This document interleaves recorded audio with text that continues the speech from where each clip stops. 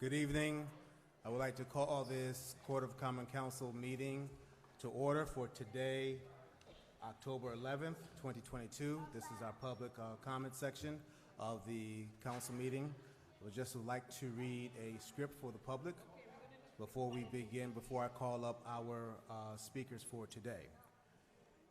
Each person wishing to address the council or committee thereof shall, upon recognition by the presiding officer, give his or her name, address, and if he or she represents a group. In addition, you shall state for the record the name of said group or organization and shall limit his or her remarks to 3 minutes. This meeting is being recorded and broadcasted by Hartford Public Access TV, and it can be viewed on Facebook, YouTube, HPA-TV.org, and on Channel 96 for Comcast and Channel 6032 for Frontier. We have a long list of speakers who have signed up to address the council.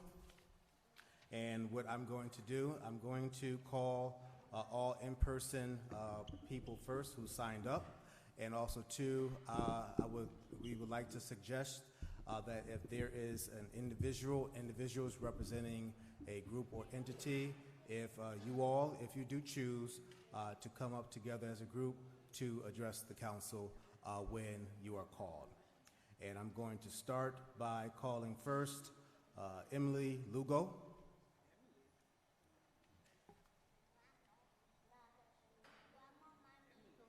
Is Emily Lugo here?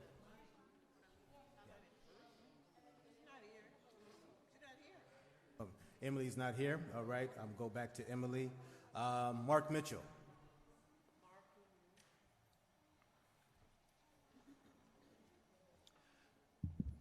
Good evening. I'm Dr. Mark Mitchell. I was previously the Director of Health in the 1990s here in the city of Hartford.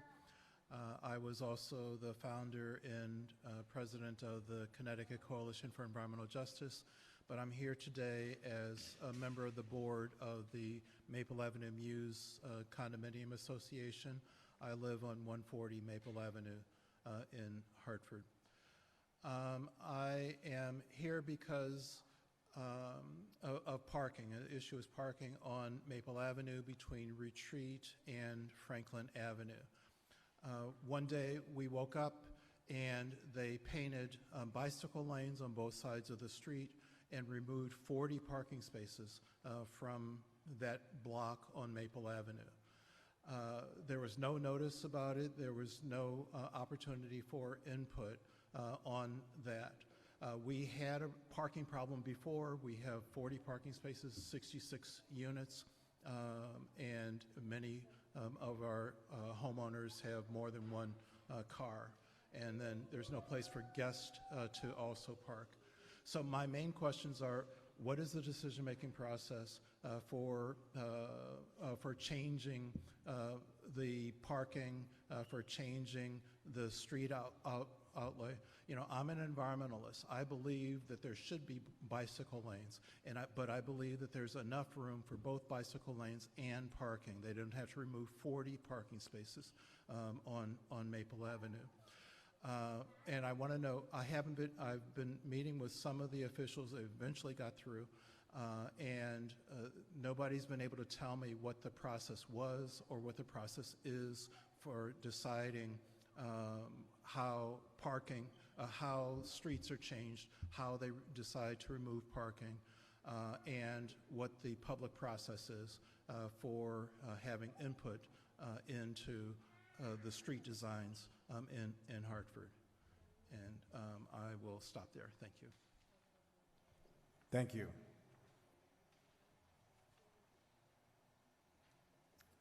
Next, Tom Swar. Good evening. My name is Tom Swar. I live at 8 Schultes Place. First, let me say it's great to see you all in person again, and I'm very thankful that you all made it through the pandemic. But I'm here to oppose the creation of a food truck park at the Casona location because, frankly, Wethersfield Avenue has not yet recovered from COVID.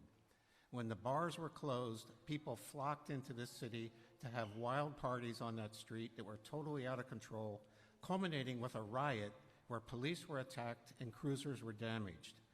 The police have been very responsive, and with the installation of the traffic calming barriers on Weathersfield Ave, things have improved considerably, but still it is far from being ideal.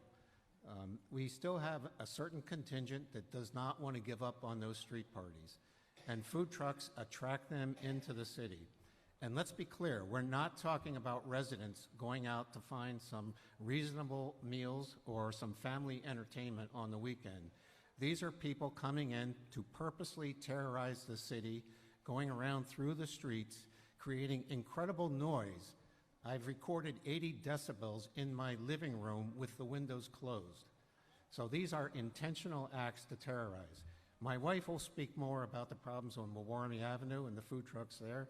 There's also a party zone up by the liquor store on Weathersfield Ave. The idea of creating a third hotspot on the party loop is absolute insanity. I will agree that this could be a transformative proposal, but not in a positive sense. It'll be the final straw that drives another batch of homeowners out of that neighborhood, and those will be replaced with probably less stable rental properties, many of which are going to be managed by out-of-town landlords. Common sense says to oppose this proposal. Thank you. Thank you. The next person, Ann Goshdidian.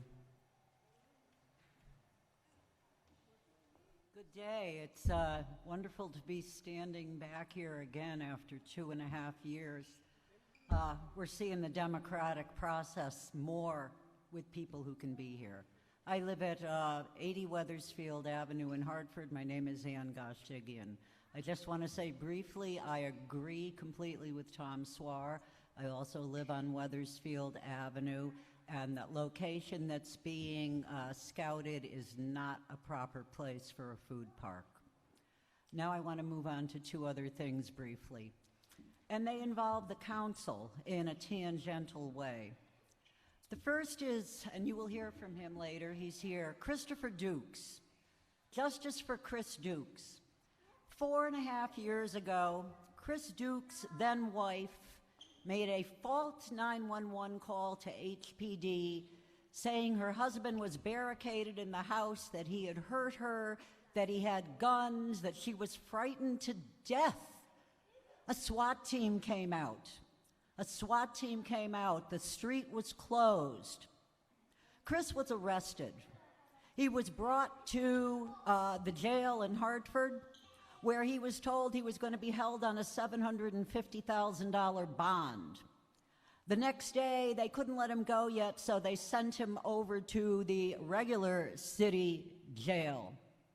Shortly after all this happened, he lost his job at Central Connecticut State University that he had had for more than 2 decades, where he was a beloved, trusted figure who did marvelous work, according to testimony from staff, fellow employees, and students who were there.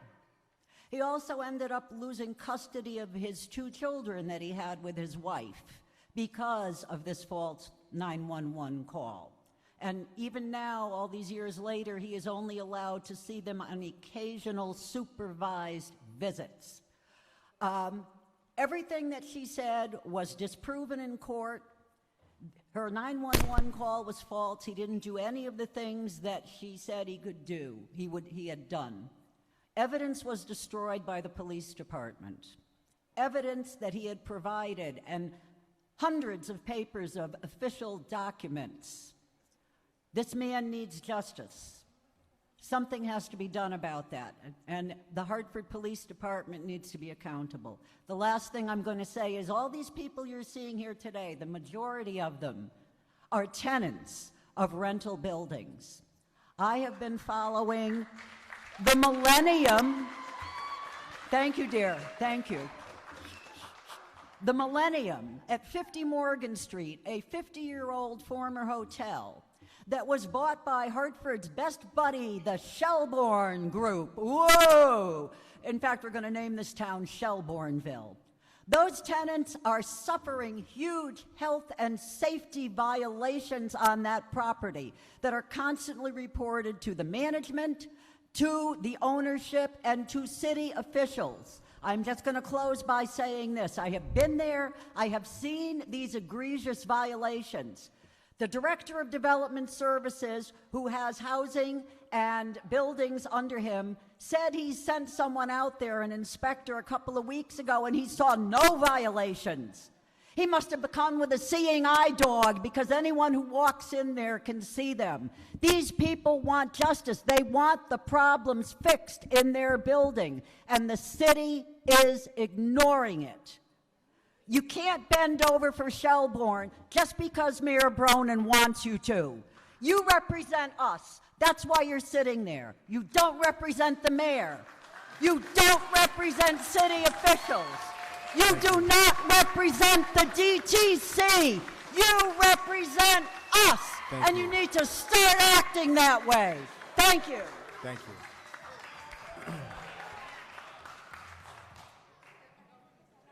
Next up, Mr. Christopher Dukes.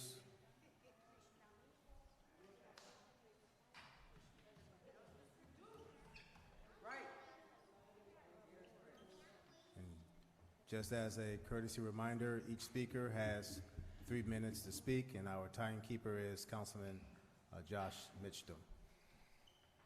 Mr. Dukes. Thank you. Again, my name is Christopher Dukes, actually. Ann just mentioned me.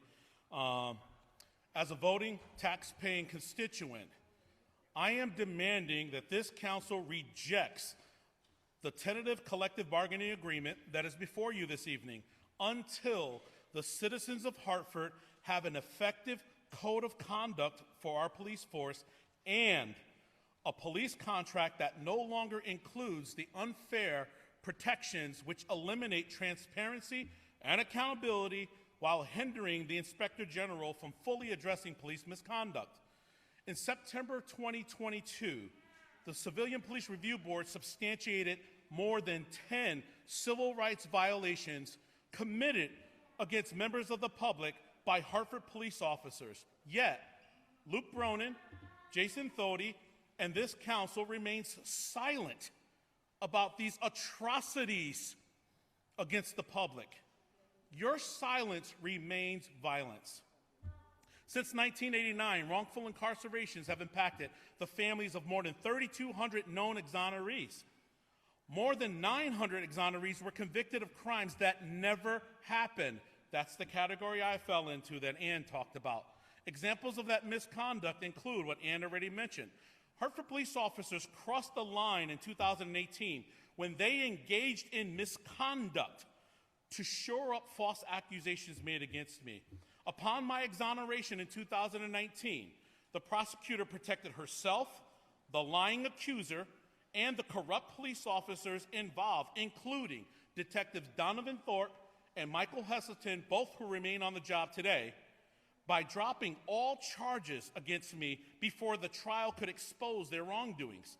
Another example is New Haven. Randy Cox, paralyzed in police custody. It's just another example of how the police are not able to police themselves, and the city cannot take corrective action because of these unfair contract protections.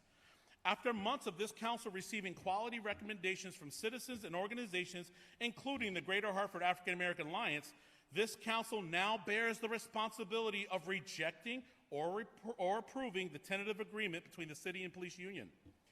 I vehemently advise you to reject yet another contract that does not protect the people of Hartford from police misconduct. In closing, now is the time for this council to act responsibly and not dismissively towards the known recommendations and my demands I made here tonight. The people of Hartford will surely judge your representation, and we will gladly replace you with independent thinkers who refuse to enable police misconduct and not turn a blind eye when our civil rights are blatantly violated by Hartford police officers. Did it ever occur to you that the number of vacancies and recruitment struggles have more to do with the fact that there are decent people with a conscience who are not interested in working in a department where so much corruption is allowed to run rampant? That's time. Lastly, protect the people of Hartford. Be a part of the solution and not the pollution. Reject this tentative agreement now. I am Christopher Dukes, and I approve this message. Thank you. Thank you.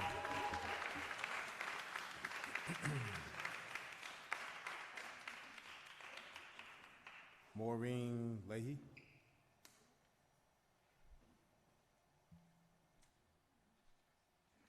Hello, I'm Maureen Leahy, 50 Morgan Street in Hartford. I moved into the Millennium in I moved in March of 2021, and my landlord took over in June of 21, and I have been a tenant for his entire management of our building, and I have a lot of information about the stuff that our landlord has been doing that is egregious errors of human judgment against the residents of that building. I'm just going to recap the past few days what I found out about him.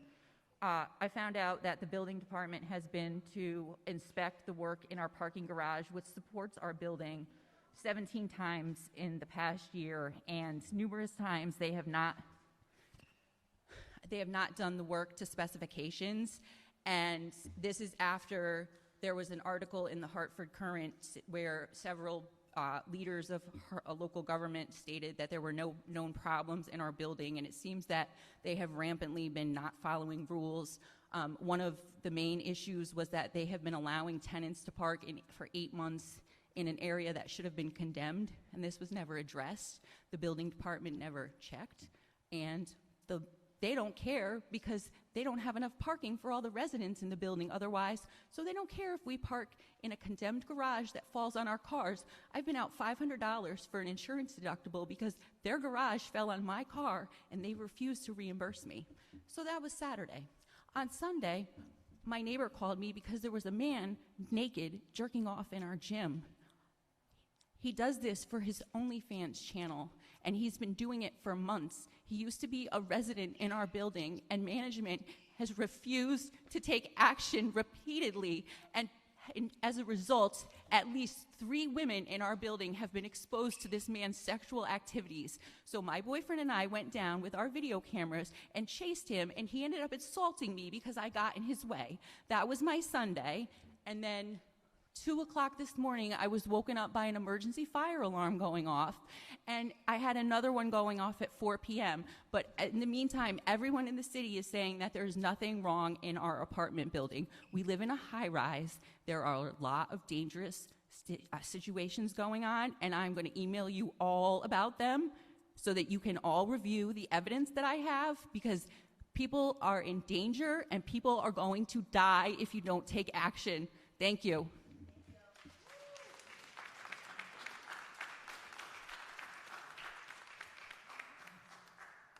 Thank you. Gina Ruffin. Gina Ruffin. Gina Ruffin. Okay, moving on. Jonah Morales.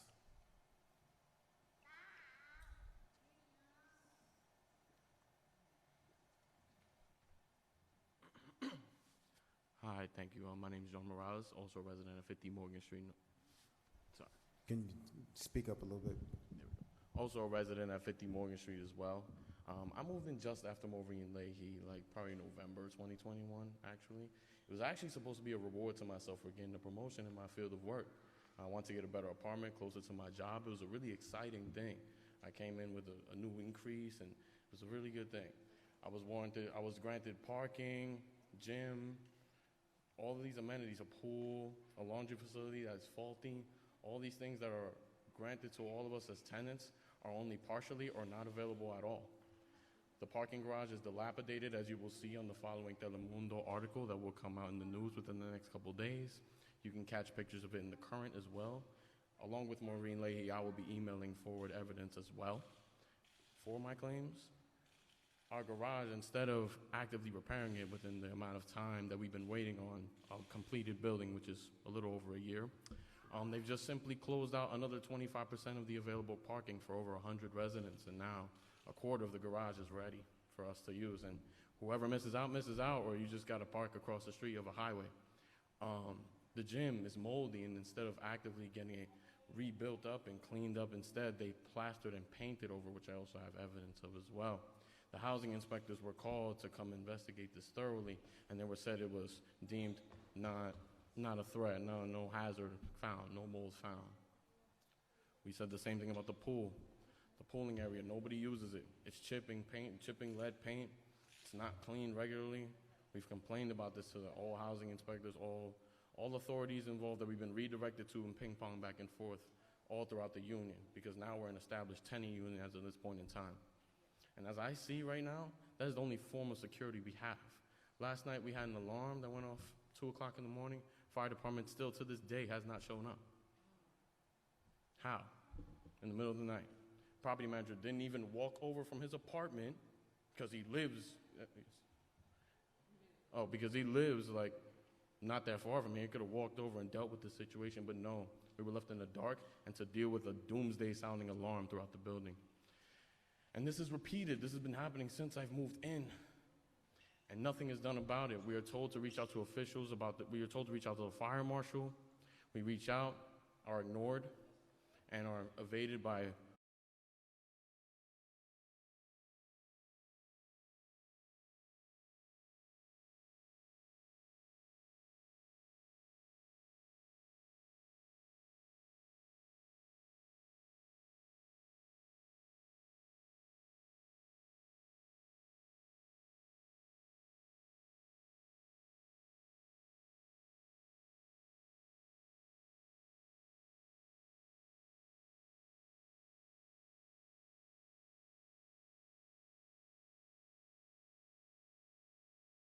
allotted in the building, for parking. 37? Okay, thank you.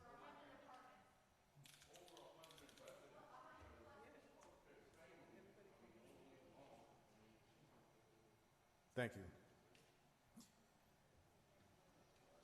Zach Williams.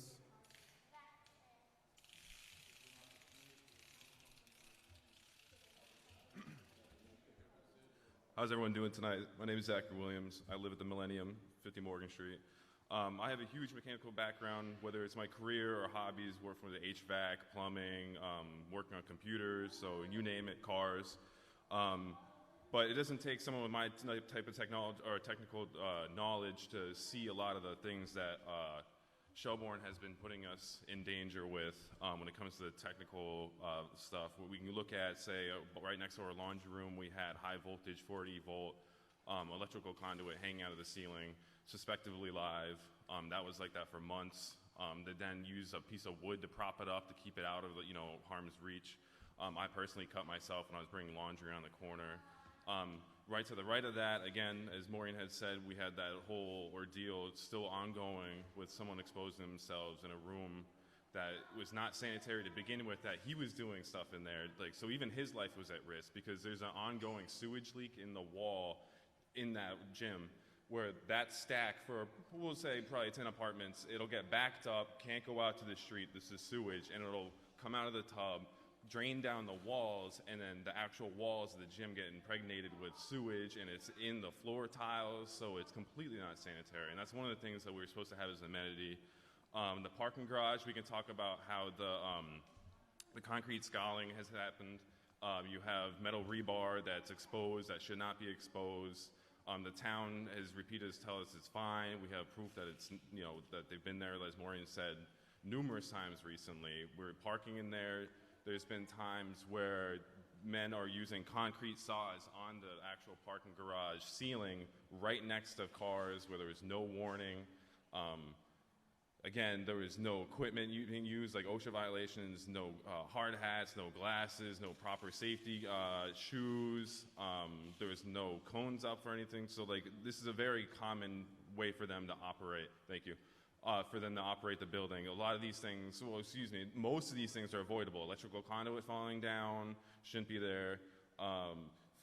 Cars getting damaged by constant construction, not following proper code when rebuilding.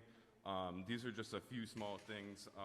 Even stuff like we've had lose heat because the building uses too much power because they have really inefficient heating units, and we don't even have the new apartments online yet. What's going to happen when we put the new apartments online? This is just the tip of the iceberg when it comes to technical stuff. I can go all day. Like, our security gates are held in by a piece of 1x3, which is pretty much just like a deck of cards that, like, so people just go up it when they want to get their drugs that people sell in the building. They just break down the gate, they come in, and then it's like that for 3 days. And they break out another piece of wood and just put it back together. Like, it's a joke. Like, everything here is crazy. That people prop open doors. I don't know where to go. Like, but all these things are avoidable. Like,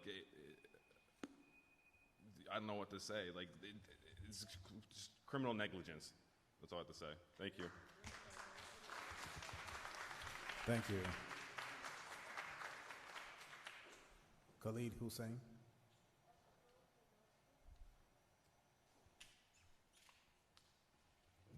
Hi, my name is Khalid Hussein. I'm a resident at 50 Morgan Street.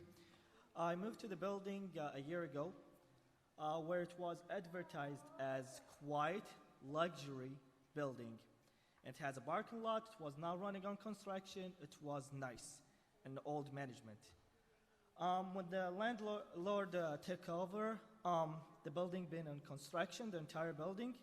I live in the 17th floor, and I'm experiencing over 70 decibel of noise in my apartment because of the construction. Aside with the lobby completely turned down and gone, we haven't had the mailroom for a while. Then they shifted over to a certain place. There's a lot of issues here and there as my other tenants speak over. And aside of all of that, the safety, the fire hazard, every single thing we're running through this building, the mold. I personally go and work out in the gym, and I could have had that experience that my other tenant had. And aside with the mold and all other problems that we have in the building, he still want to raise the rent 5% to the original rent. And when I ask simply, why is the raise for? Why are you raising the rent when I came to the building, it was way nicer when it is right now? And he simply told me, oh, we're going to have amenity, we're going to have arcade room, a movie theater, and et cetera, things that we've been promised to a while ago, more than 6 months, and it's been being delayed every single time, and it's been under construction. So above of all of that, he wants us to pay extra for what he's running to. And he refused even to negotiate, as well as the swimming pool. The swimming pool is running on salt water. As everyone knows, the salt water is another cheaper way of running the swimming pool. That's a landlord choice. That's none of my problem, none of my business. What is my business, when I swim in that swimming pool, I look down on the floor, the bottom of the swimming pool is falling apart. I could have a child with me or a family that he can easily eat on this kind of stuff and choke. Above all of that, the security.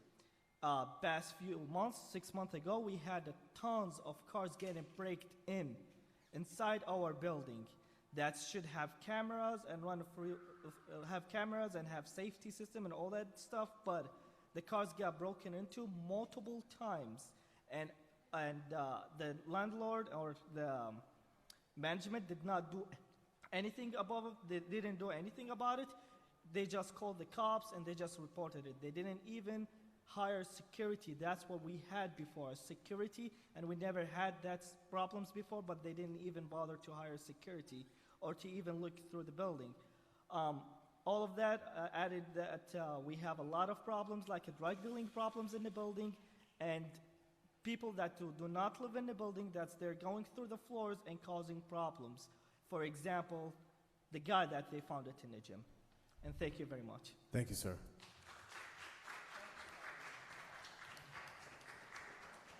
Imani Bodo. All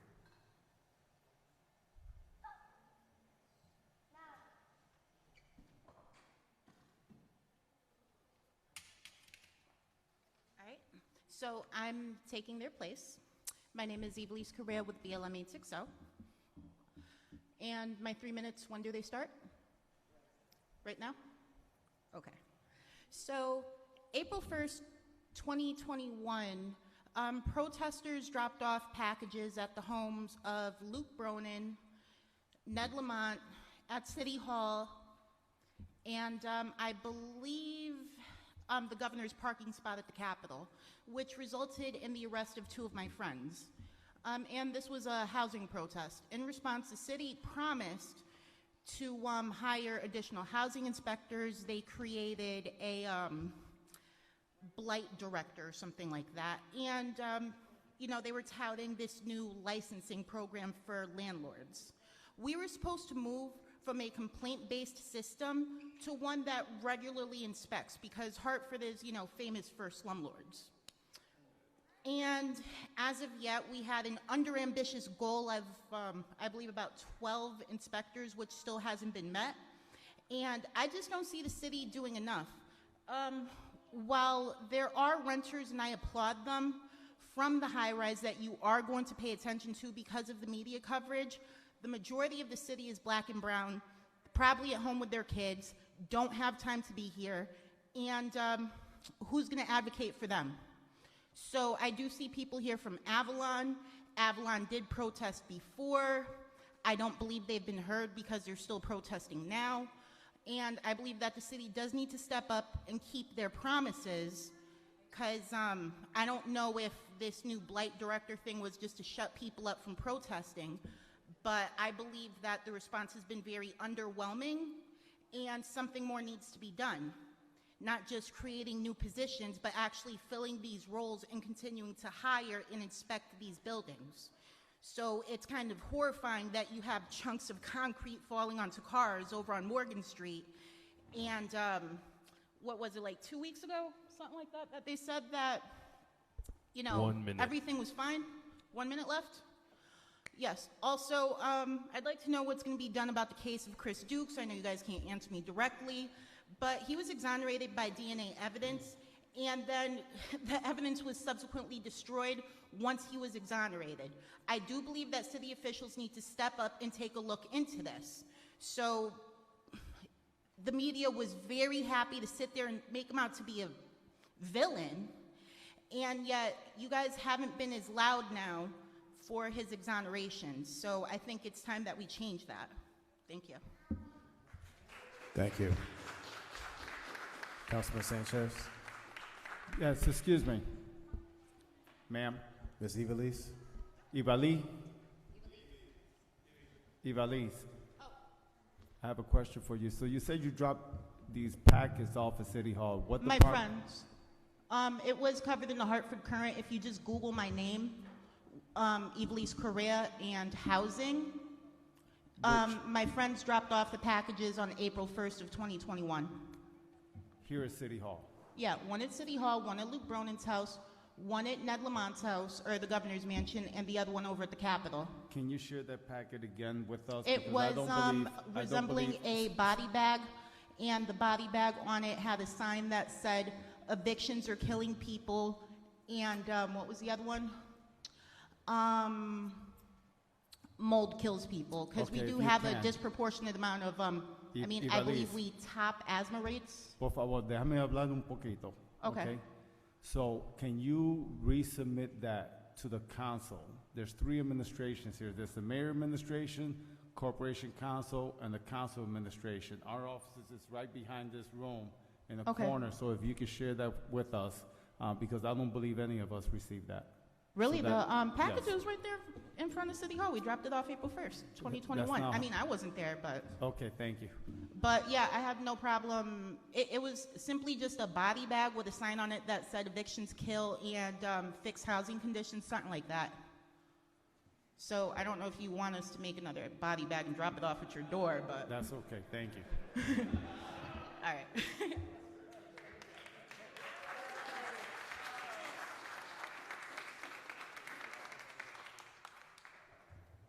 Armin Tamasbi.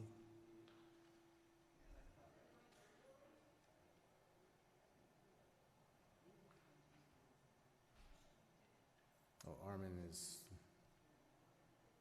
actually he's virtual, but I don't see him on yet. I'll go back to him. Steph Roverosa.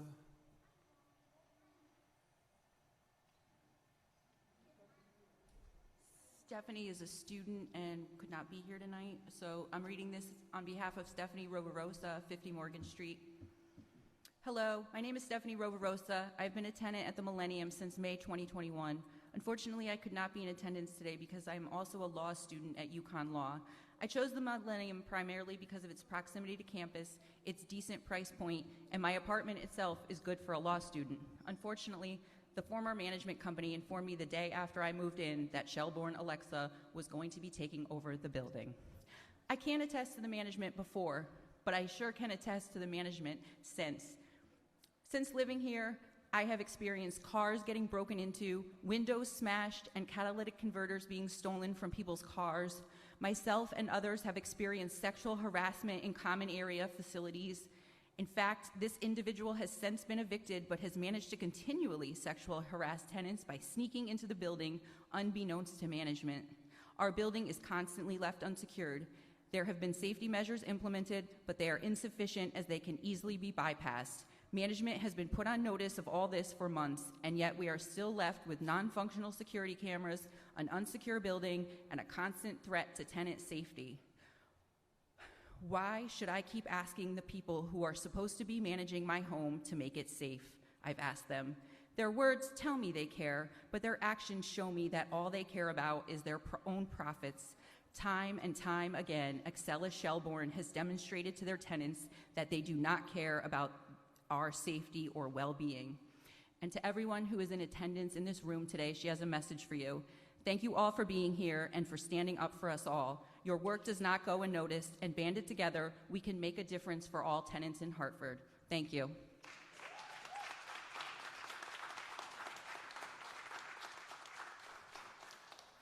Thank you. Leslie Hammond. Leslie Hammond. Leslie Hammond. Okay. Moving on, Peter Little.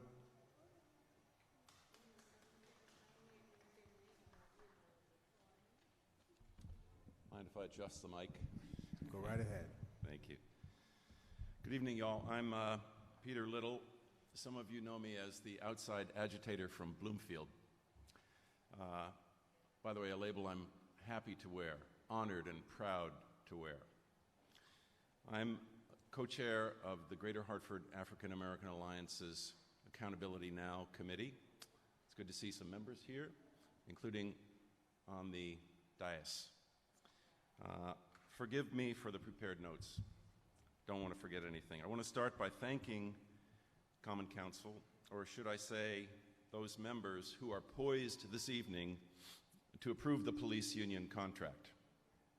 For 6 months now, the Alliance has advocated that this council do a deep dive on the contract to provide citizens of Hartford not with a vote at the negotiating table, but a voice. We had sit-downs with council leadership and with the co-chairs of Quality of Life and Public Safety Committee to make our case. And in July, we were happy to learn that council members Mitchum and Hercules brought forward a resolution calling on council to provide a forum for public input into the process. In August, though, we were dismayed to watch members of the Louis Committee and Deputy Corporation Counsel Lombardi try to shut down community input into this process. We watched as Attorney Lombardi advised the council members present, some of whom are here, 3 times that negotiations were at an impasse, that the contract would soon be in arbitration, and that there was no cause for sharing information with the public. In the end, the Louis Committee voted unanimously to dedicate its September meeting to a robust discussion of the contract, at which any council member could ask Corporation Counsel detailed questions about the city's priorities in the arbitration stage. What did the city and the Corporation Counsel do? They threw the car into reverse. They hastily renegotiated the contract. They canceled the September Louis meeting, and they avoided public scrutiny. And that brings us to tonight. Rather than implementing alternatives to the many problematic provisions that impede accountability at the HPD, the mayor and the council leadership are poised to ram through a contract that has bargained away accountability. The city has secretly produced a contract that once again gives misconduct offenders a pass. I'm guessing many council members, most of you perhaps, the elected officials charged with overseeing this contract. After all, it governs nearly $50 million of city funds, the second largest budgetary item, that you haven't even read it. So why am I thanking you and City Hall and Corporation Council tonight? Because these maneuvers have sharpened our focus and crystallized our thinking. Dear council members, particularly anyone who aspires to higher office in Hartford politics, hell hath no fury like a community ignored. Do you want to be remembered as the council that looked the other way while the city decided not to act on the double standard of justice that's enshrined in this so-called new contract? What happens if you approve it as is, and God forbid, a bad cop or a dirty cop kills an unarmed kid, or plants evidence and gets caught at it? What if the contract's retrograde provisions give that officer a pass? That family's going to sue the city for all it can. And frankly, it'll be on you, the council members who vote for this contract, who failed in your duty to even look at it. Just tonight, at the end of this meeting, there's another executive session to approve a plaintiff's payout. How many hundreds of thousands of dollars, or is it millions this year, are the taxpayers shelling out? And how much does it cost the city to defend these lawsuits, to pay for Corporation Council staff, the CPRB, internal affairs, the dysfunctional Police Accountability Review Board? How much does it cost? We're going to find out. We're going to publish that widely. Will this council, who encouraged the HPD to secure accreditation to lower its liability insurance premiums, will you be shocked if Ben Crump sues the city for $100 million? Thank you, sir. Out of time? Yes, sir. Let me just wrap up, if I may. No, I actually let you go over your 3 minutes, so. You have until October 26th to decide. The Louis Committee is scheduled before then, and we hope you will defer consideration until at least the Louis Committee is given an opportunity to meet. Thank you, sir. Thank you.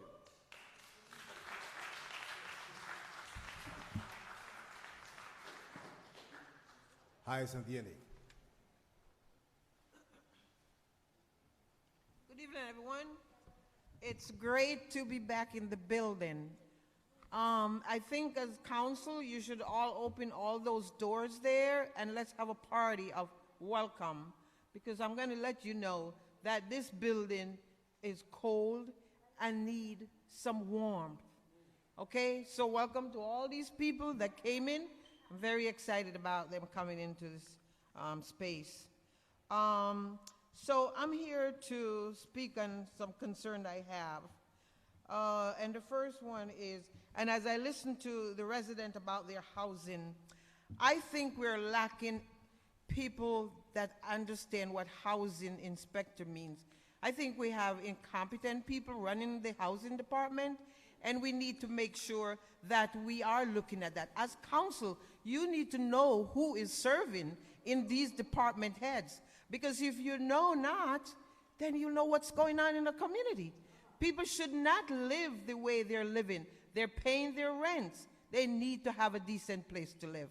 And I thought that Morgan Street Garage was all closed down because it was contaminated and falling down. So I'm kind of surprised to hear that people are in there. So that's one of my concerns.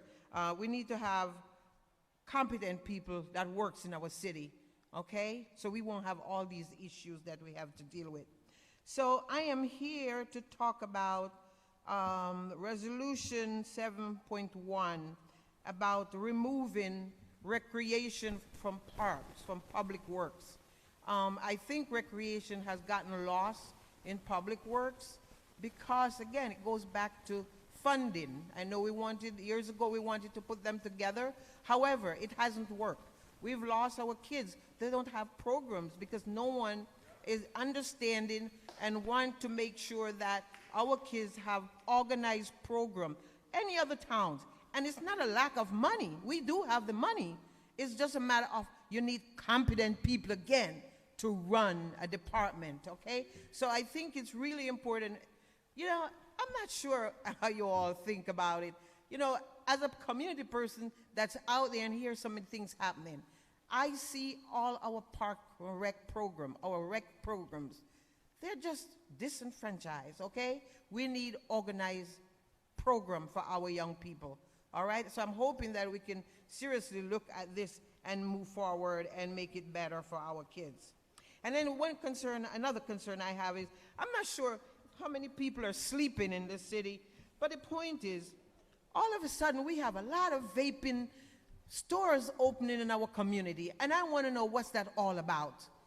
When they go to development service, don't somebody down there saying, well, you know, I don't think we need any more vaping store in our city, all right? We are encouraging our children to smoke all different kind of garbage, all right? So I'm hoping that, not right now, I'm having an issue with someone bought a building next to our senior center and want to do a vaping store. Well, I have a problem with that.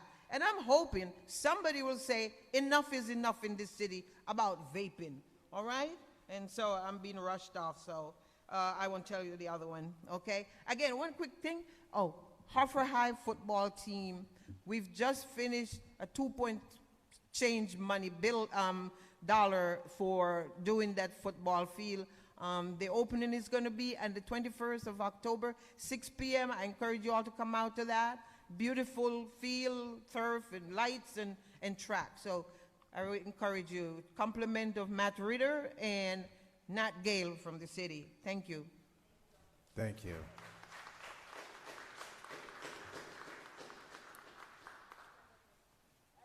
David Yano.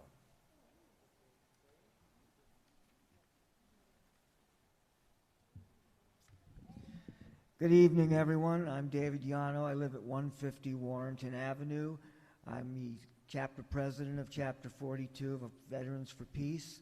I'm a Hartford Public Library retiree, and I'm a proud member of ASME 1716. I'm also currently, though I don't know how long, a commissioner on the MDC. I saw my job as a commissioner basically to watchdog the other commissioners on the MDC, and also to report back to the community about what was happening at the MDC. Basically, that's what my job was as a commissioner, as I saw it. I also talked to workers, MDC workers on the streets for the work that they're doing, and usually would take a rake and clear my drains to the catch basins on the streets in my neighborhood. All of this stuff gave me an eye towards the water that we all need to live. I also served on the Water Bureau at the MDC and the District Commission.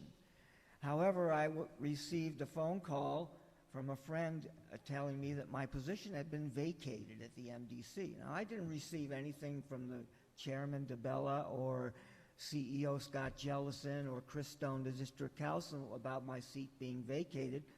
I'm fine with that. I've been on for several years, and I served adequately, and I also would like people to understand that I see the MDC as a public utility, not a business. They're concerned with revenue. That's what they all talk about.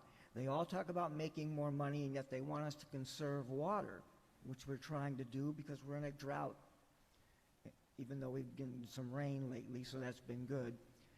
But the MDC has to stop acting like a business. It has to be concerned about the water rates and what citizens in Hartford are paying.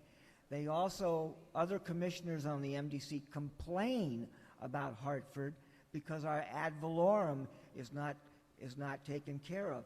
The fact of the matter is they don't understand that over 50% of the buildings in Hartford pay no taxes. And then people come in here and use our water and our sewers and then leave the city. So that's why that happens. We need some more pilot money to straighten that out. The other thing I'm here to talk about is my libraries. I think it was poorly thought out by the mayor to shut down 3 branches of the Hartford Public Library. You have 5 or 6 schools in the South End that have no libraries to go to anymore. After school, that's out. That was not a good thing to do. Thank you very much. Thank you. Lou Santana and Anna Ortiz.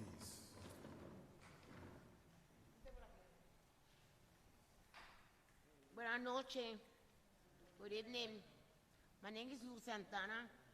I'm the director for the neighborhood organization Vecinos Unidos. And Anna? Yeah, my name is Ana Ortiz from Elliott Place. And she feels shy, explaining what the situation is. She's a long-time homeowner, Elliott Extension of Franklin and Weatherfield for many years, over 40 years. And she has been, in the past, I've been struggling with the issues of drugs in the street. This is a street that has, that's a dead-end street, so, and people kind of use this street to, as a garage, to fix cars and everything. I mean, it's totally out of control. They're fixing up cars there. And also... A lot of oil in the street.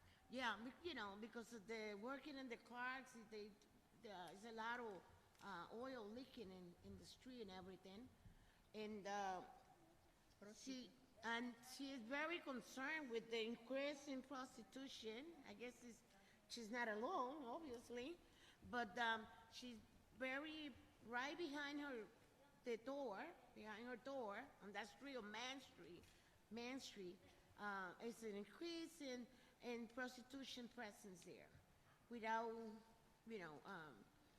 any concern about having the police around in the area.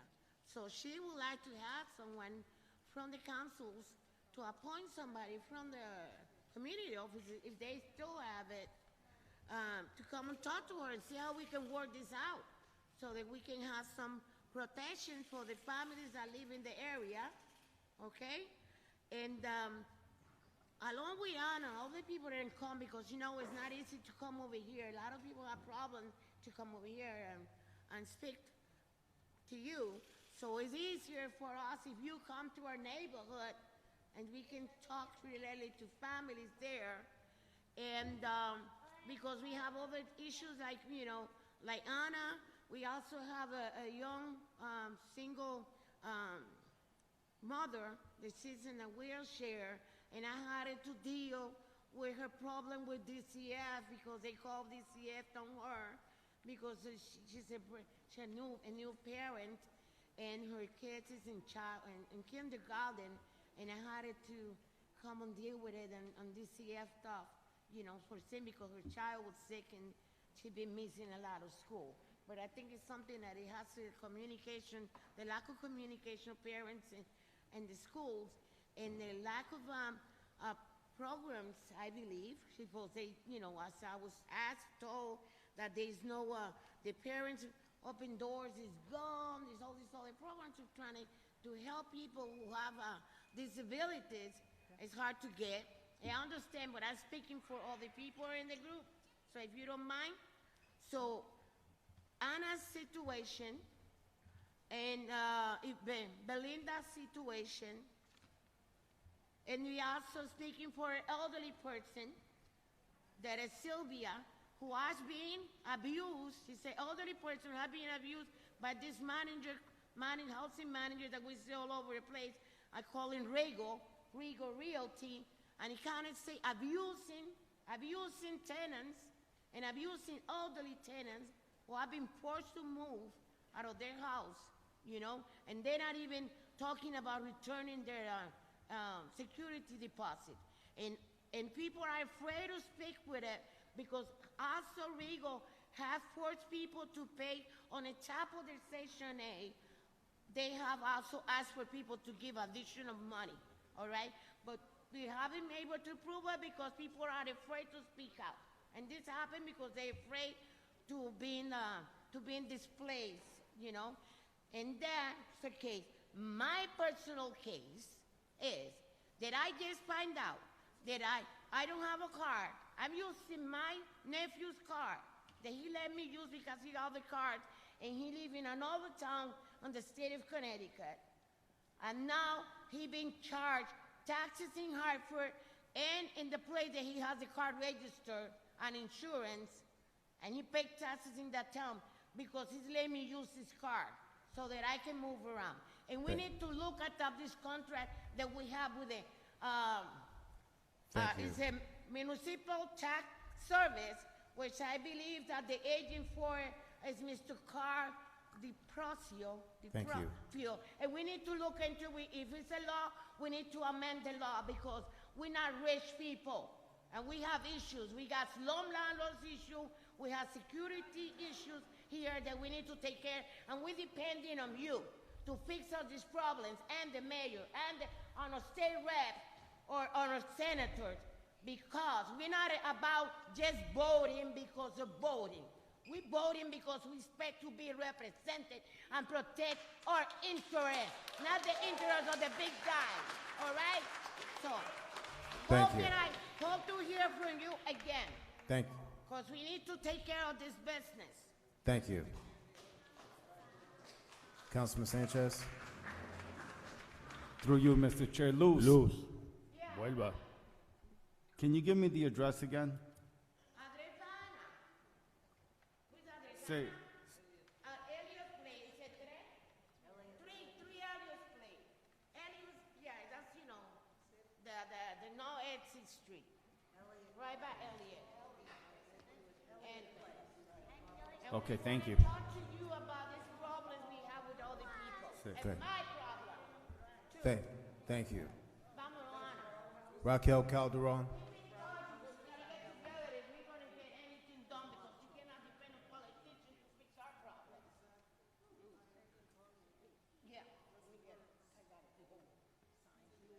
Raquel Calderon.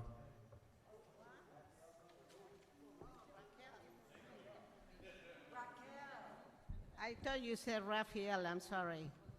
Good evening, everyone, and I'm so happy to be here again. I think you guys were sort of inconsiderate not to open in-person meetings.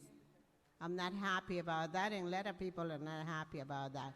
You guys use the pandemic excuse. I work in the schools. I go in person every day.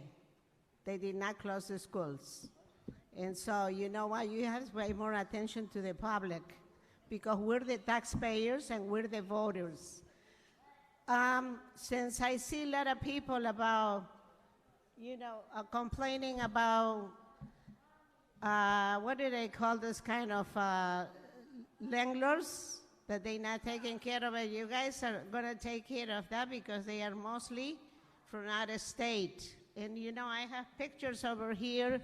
It's a community advocate. Several people came to me. I visited their home, and it's awful. They have mildew. The house is deplorable. I wrote an email to the mayor and to Thea, and Thea talked to Janice, and Janice never came forward, and the poor lady doesn't want to call her because she doesn't speak English, and she said, well, she has to call me herself, and that's not very nice, and this was in July, and there's a lot of tenants that are suffering. The other thing is they increase in the rent $200, $300 because you guys, you know, increase our taxes for $2,000, $700, $100, and you guys are sitting down here, all the politicians. And you know what? The water went up, the gas is up, food is up, everything is up. How do you think they're going to manage this? These people don't have any more money. You cannot raise the rent by $200. You guys need to do some kind of a ordinance about that.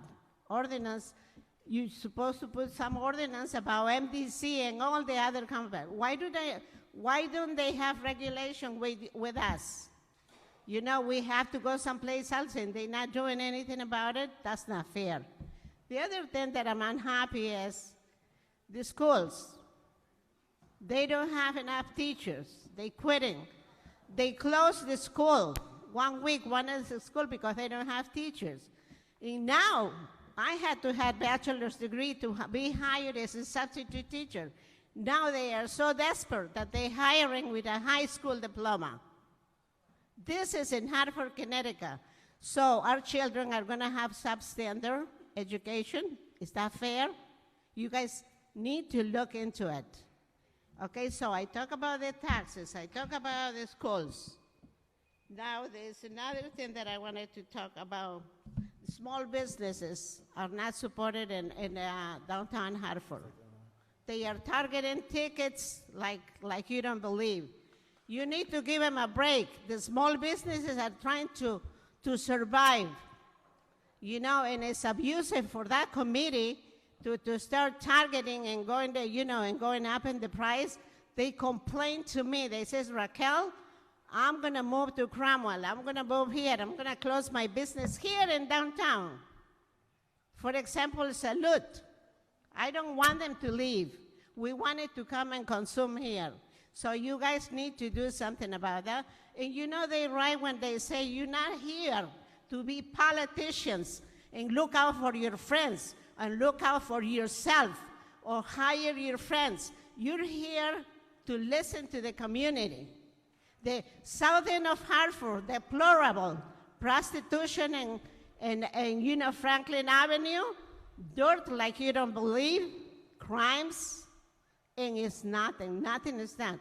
And I gotta say something about the Hartford Police Department. Thank you. There might be some police officers that are not following, but not everyone. I think they are doing a good job. I have to say that, you know, because they are really working hard. And if they target somebody, they will say, well, you're discriminating me, so I have to defend some police officers. It's not everyone. That's all I have to say. Good night.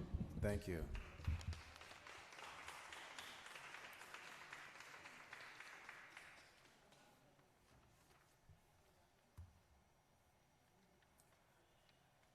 We're moving to our virtual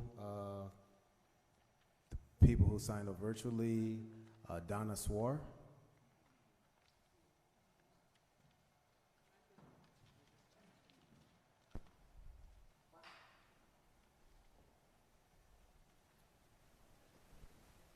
Hi, sorry, you know how it is. Click, click, click. Good evening, everyone. Donna Swar at 8 Schultes Place. I'm opposed to a food truck park at Casonas on Wethersfield Avenue. Hartford Police still struggles with keeping Wethersfield Avenue safe and maintaining a reasonable quality of life.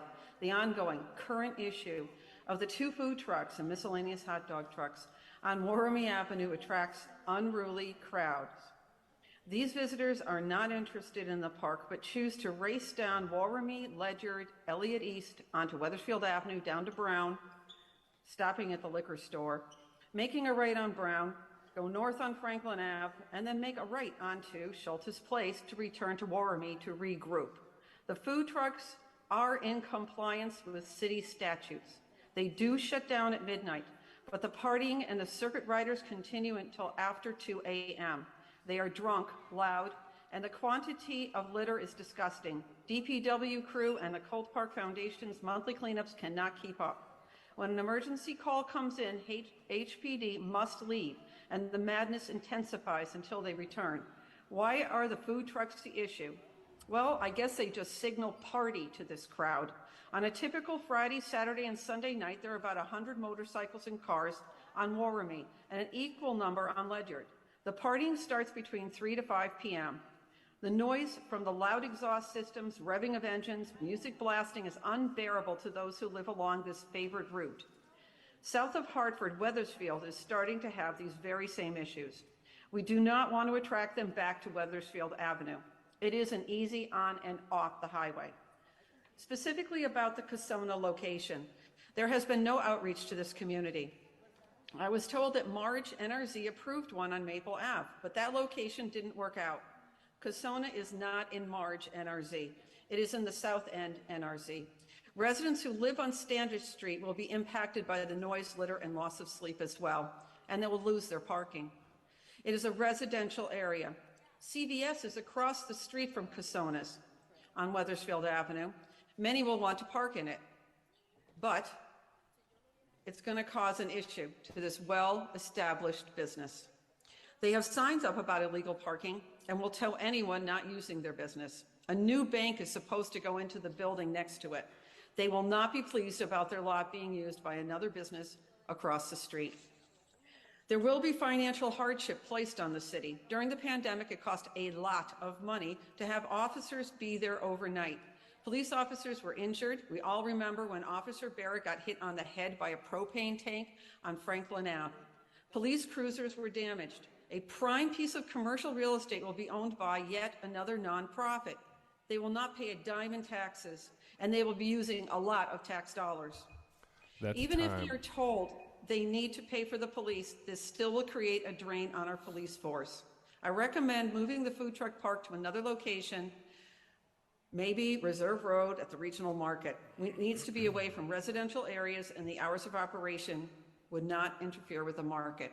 I am in favor of 7.1 regarding the parks and recreation. I think it would be very good to do a study. Thank you.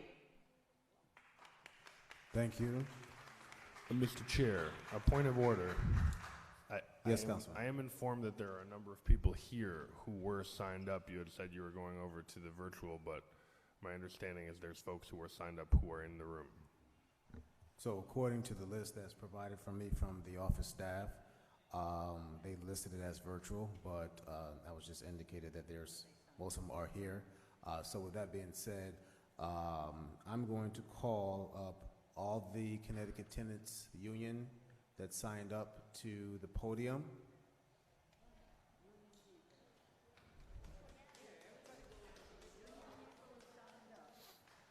I know some members indicated that members of the public indicated they have to leave, so I think it would be important for all of us to hear a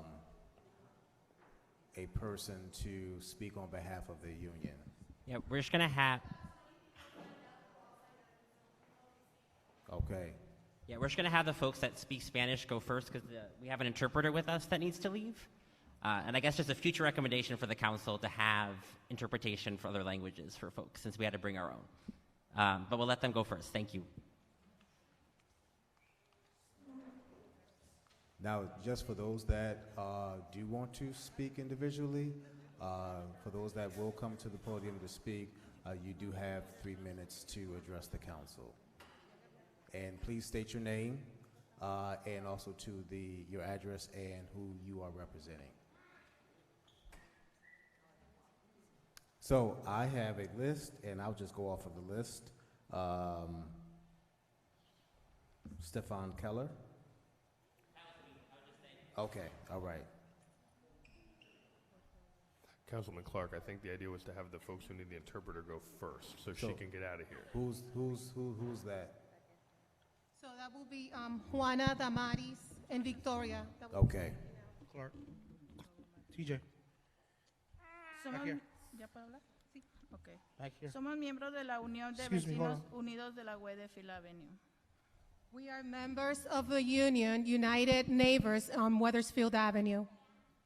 Nos hacemos presentes para demandar públicamente que nuestras autoridades municipales han sido negligentes con todos nosotros durante bastante tiempo. We are here publicly to demand and say that the city authority have been neglecting us for quite some time. Thank you.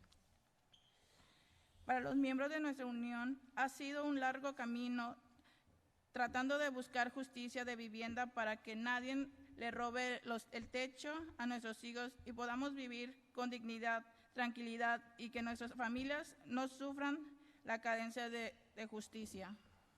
For the members of our unions, it's been a long road trying to seek justice, trying to keep a roof over the head of our children so that no one steals from them tranquility and dignity from our families who are suffering injustice, lack of justice.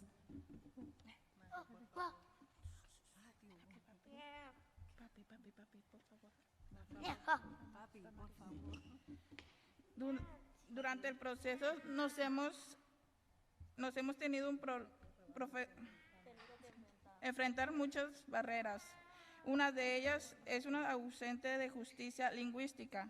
Todos los materiales, lo que es la papelería para reclamar, para mejorar nuestra vivienda inhumana. Y renta justa, solo están en inglés. Okay. During the process, we have faced many barriers, like absence of language justice, All the materials that are claimed and are provided to us are all in English.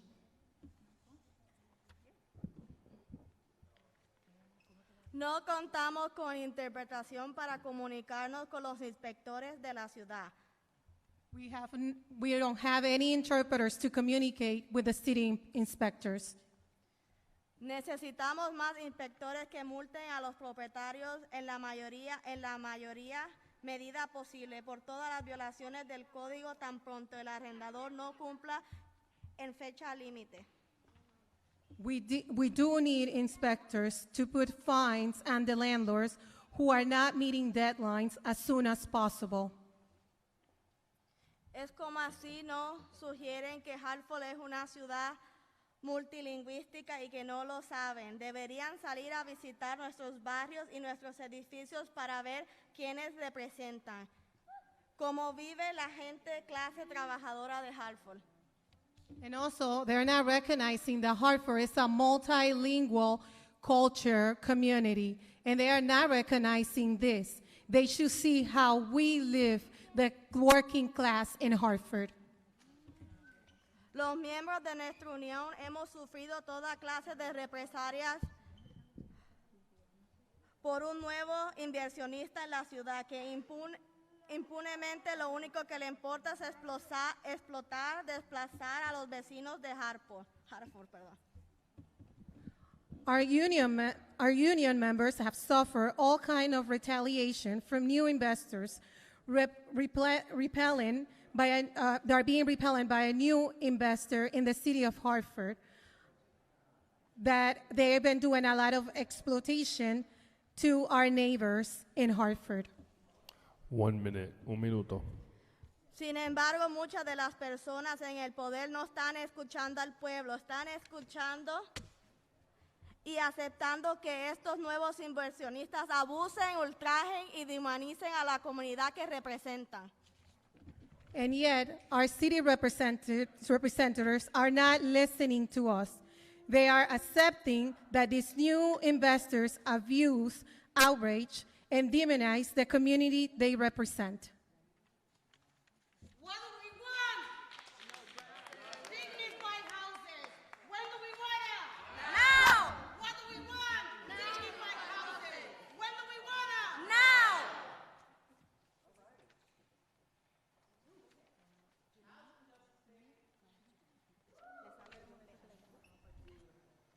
All right, thank you for your remarks. Marcela Garcia.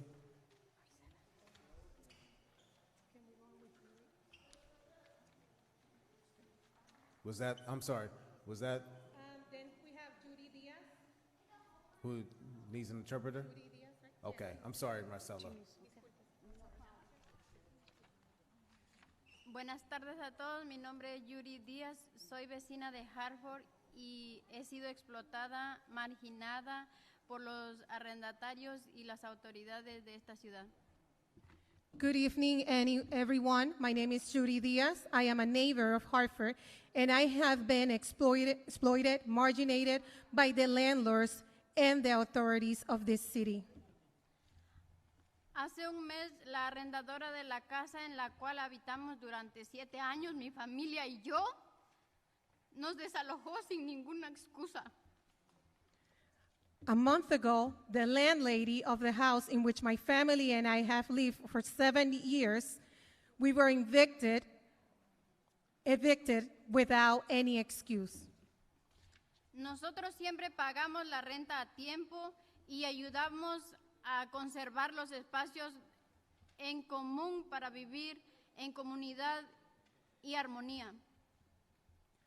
We always paid rent on time and helped to keep the common space to live in, the common space in our community in harmony. Pero en Connecticut no existe justicia para los inquilinos, pero sí para los nuevos inversores. But in Connecticut, there's no justice for the tenants, but there is for the new investors. Que vienen a gentrificar y subir las rentas sin pagar alguna para desplazar a nuestras comunidades. They come in, gentrify, and raise the rent without any and displacing our community. No importando inmigrantes, negras, latinas y de bajos ingresos, They don't care if we are immigrant, black, Latino, and low income. mi hija fue diagnosticada con intoxicación de plomo cuando vivíamos en esa casa. My daughter was diagnosed with lead poisoning while we live in that house. Muchas veces le reclamamos a la dueña actual reparar la casa. Many times we complain to the owner to repair the house. Nuestra vivienda para ella es, pero ella esperaba que nosotros lo hiciéramos como si fuera nuestra responsabilidad. But she expected us to do it as if it was our responsibility. Vivir en condiciones tóxicas e inhumanas pueden provocar muchas enfermedades en nuestras familias. Living in toxic and inhumane conditions can cause a lot of illness to our families. Y ustedes, señores del consejo, And you council members, deberían estar cuidando a nuestras familias de Hartford. you should be taking care of our families in Hartford.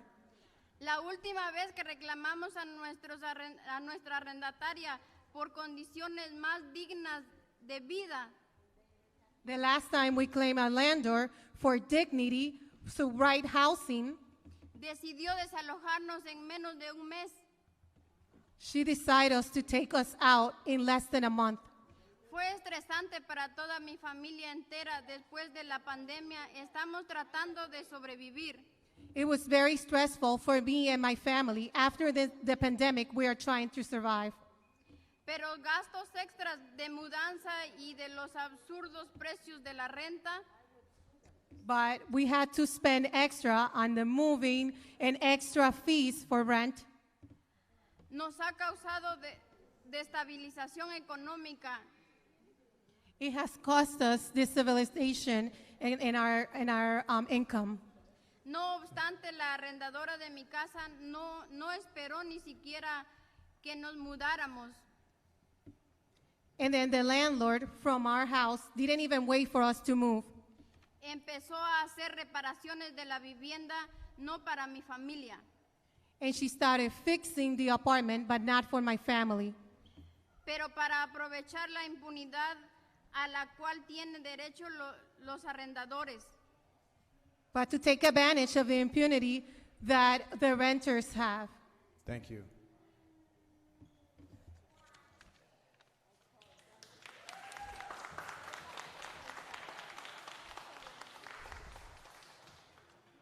Ms. Garcia.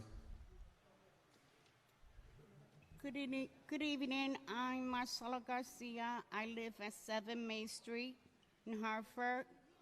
I believe we need more city inspectors, not just city inspector that wants to do their jobs. I've put 2 complaints already with the city. Yes, they've been to my unit. They put the yellow paper on the door, letting the landlord know what needs to be done. And they're supposed to come back, and they never show up, okay? The second time, same thing.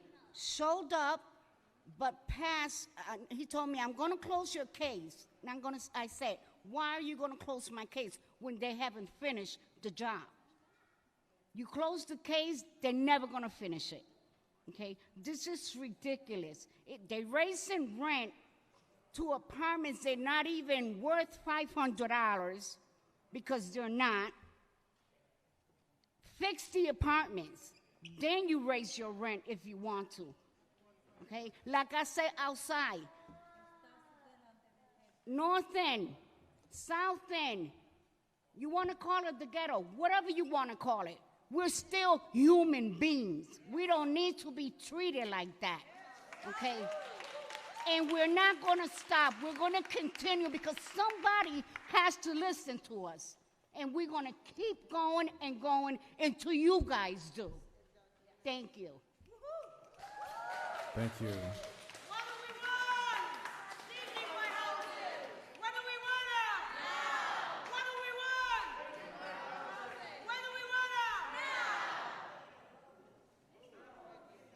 Zania Clark.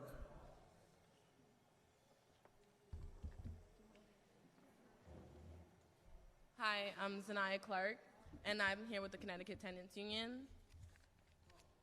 I live in 887 Asylum Avenue, and I'm here because the building is owned by Maple Management, and I can attest to the infestations and the bugs that basically run the building.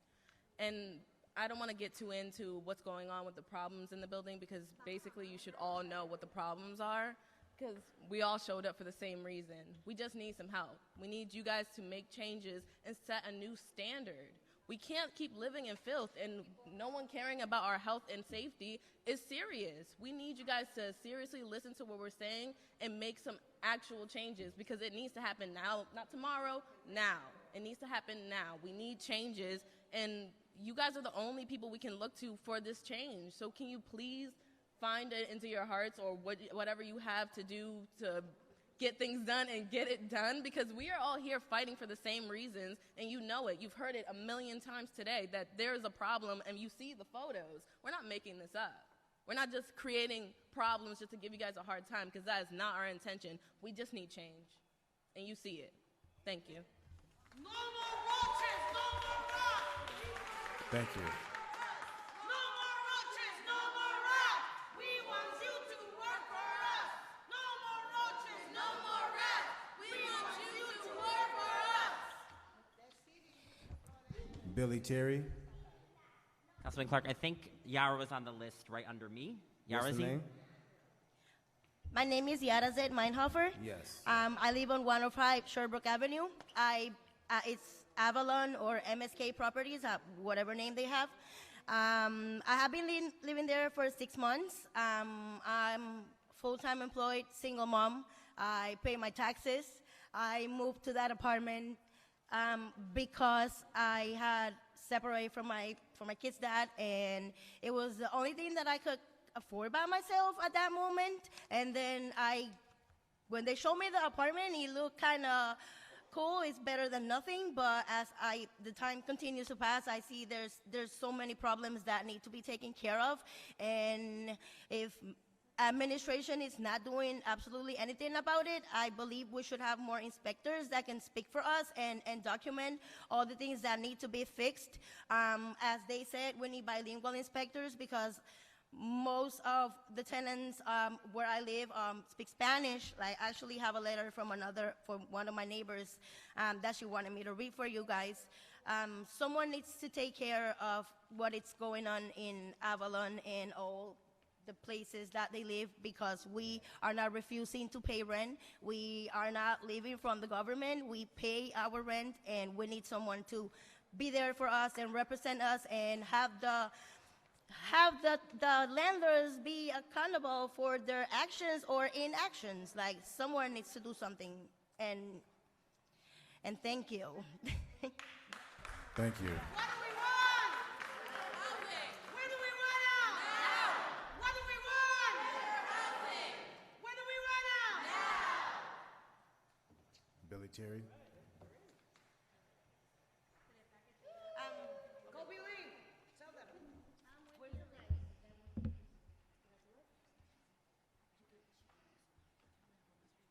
Hi, good evening, City Council and everyone else.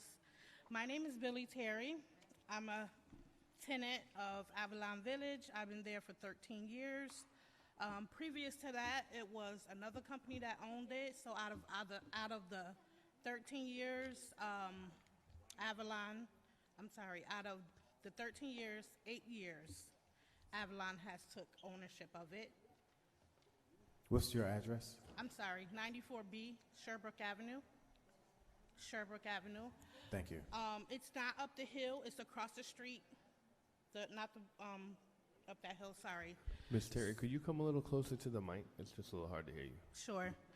Okay, so out of the 13 years, Avalon managed to take over, and ever since then, the unit been going downhill. The property has been going downhill. You know, we paying our rent, but it seems like the landlord, Avalon, is not doing their job. And so now Maple has taken over, which I doubt that Maple is the new company. It's Avalon still. They just trying to cover up something that they created just to try and, you know, take the eyes off of them.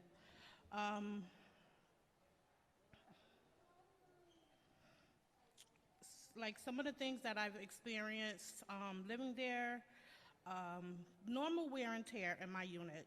It doesn't get fixed in a reasonable time. You know, I pay my rent on time, I pay my taxes, I comply I comply as a tenant, and nothing gets done. They will tell you in your face to your black and blue, we're gonna do this, we're gonna do that, but nothing's get done.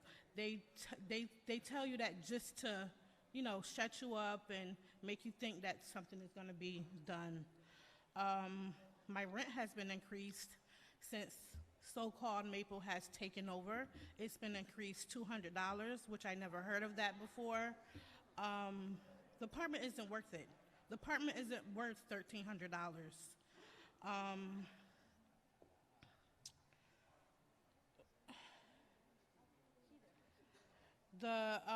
I filed a complaint with the Fair Commission, and they didn't accept. They said I don't qualify for that. So this makes me feel that it makes me feel really pissed off. You know, it makes me feel angry and upset. It makes me feel hopeless. I work a 9-to-5 job, 8 hours, and then have to come home knowing that I pay my rent, you know, I pay all of my bills, and nothing is being fixed in my unit. Outside, the building, the area is just going downhill. Just a few facts, points that I want to. I'm sorry. We would love to hear you, but we still have more people that need to speak, and so please feel free to email us your rest of your comments so that we can actually get through the rest of the people that would like to speak. As I've stated, we do have 3 minutes per speaker, and I'm trying to accommodate everybody to get all their information that they want to talk to the council about today. Okay, thank you. Okay, thank you so Can much. you please find the landlords the maximum to the extent of all the possibilities and the code violations, please? Thank you.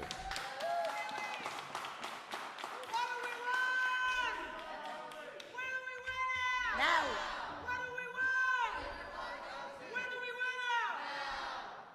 Brandon Phillips. Hi again. I'm here representing my neighbor, Mayra Melendez. She authorized me to read something that she emailed me. I'm trying to go through the list. My name is Teresa Quintana. I am the list, and I concede. I'm sorry, your name? My name is Teresa Quintana. I am the list. I am in the list. Yes, when I get to the name, I'll call her. Okay? All right, that makes sense. All right, thank you. Brandon Phillips. Hello, my name is Brandon Phillips, and I live at 7 May Street in a building owned by Maple Management. I am here with the CT Tenants Unit to share about housing issues I have experienced and ask the city to make changes to better support tenants in Hartford.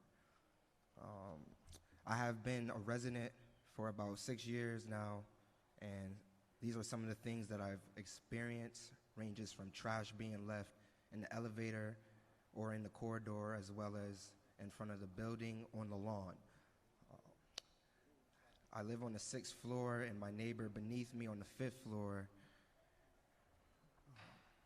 has been coming up to my unit for about 5 years now. Every time that I run the water in the tub, which tends to leak through her electrical system in her bathroom, which is a safety hazard. I've notified the office several times. The tub doesn't drain properly. Also, the elevator in my building stops working quite frequently due to fire alarms going off and will not operate for nearly a month until it's fixed. It's a hassle if I have groceries or baggage to bring up the stairs. I've notified the office about such issues, and they have been unresponsive to calls and messages when this occurs as well. As most problems I face in the building, other issues I have with the parking stickers in the building due to the fact that I had no parking sticker for almost a year. When I had my vehicle, it was included in the lease agreement when I joined. I was forced to park my car on the street, and due to the fact of being in a small neighborhood, sometimes I would get parking tickets if I'm on the wrong side of the street.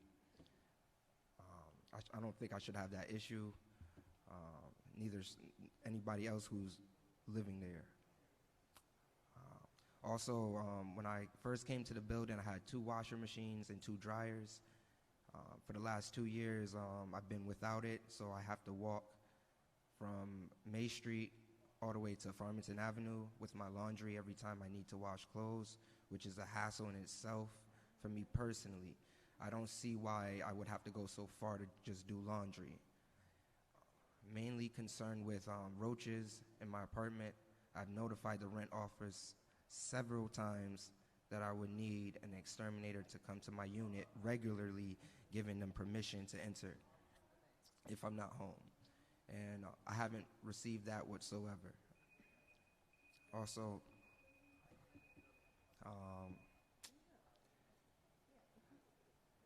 that's pretty much all I have. That's it. Thank you.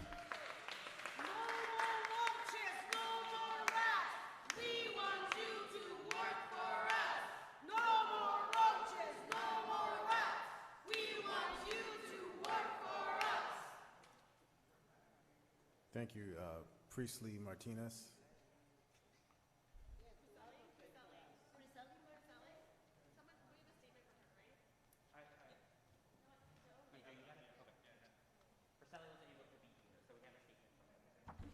Hi, I'm reading on behalf of Priscilla Martinez at 20 May Street.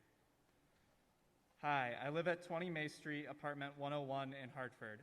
I have been paying $1,000 in rent on the apartment when it was Avalon. Now they are raising the rent to $1,200 if the lease is renewed.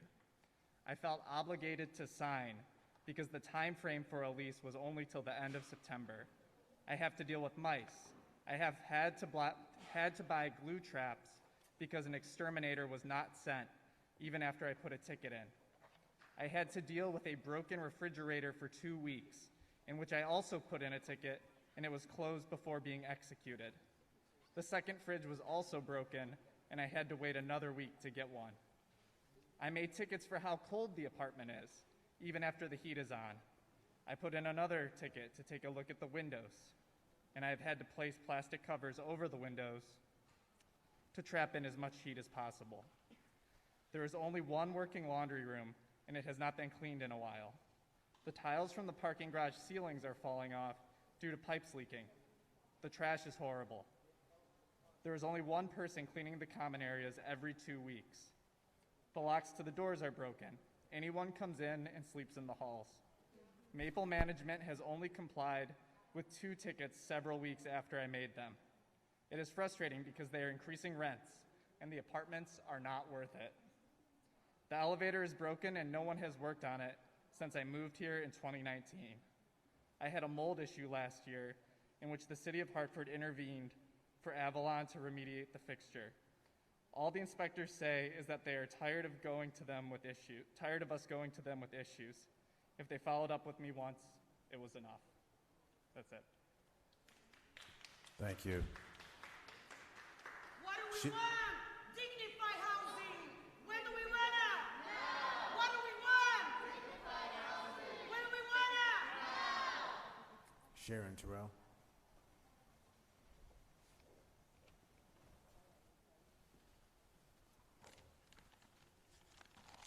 Good night, everyone. My name is Sharon Terrell. Can you speak in the mic, please? Or you can pull it up. My name is Sharon Terrell. I'm a member of the Avalon Union.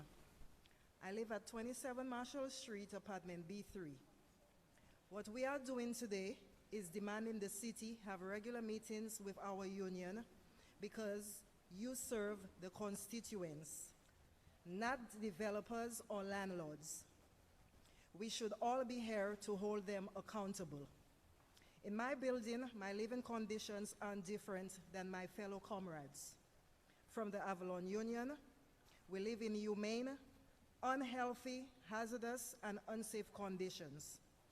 Many times I fear waking up with my building on fire because we have electric issues and poor maintenance. We have complained to our landlords many a times, and we were completely ignored. My neighbors and I, we clean up our hallways and pick up trash all the time, and human defecation, because there are people in our communities who are homeless, and they are living in buildings where maintenance doesn't exist because they do not have a place to go. Instead of working for developers, you should be working for us, for our Black, white, and brown low-income communities, which is under constant attack by a system that isn't working for us. We are paying our rent. We are hardworking people. We work hard to keep a roof over our heads, so we should be living in dignified places where we do not have to feel forgotten. Thank you. Here is Melendez. Here is Melendez.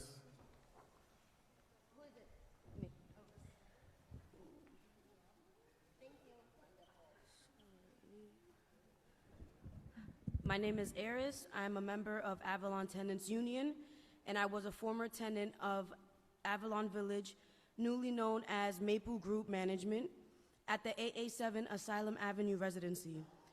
We are demanding that the city requires management to enforce a safer environment for their tenants by increasing the security of their properties. We are asking them to announce when they are assessing a tenant's apartment and why. We are asking to make sure and to enforce the locks on the apartment doors and around the building complexes are secured and working properly.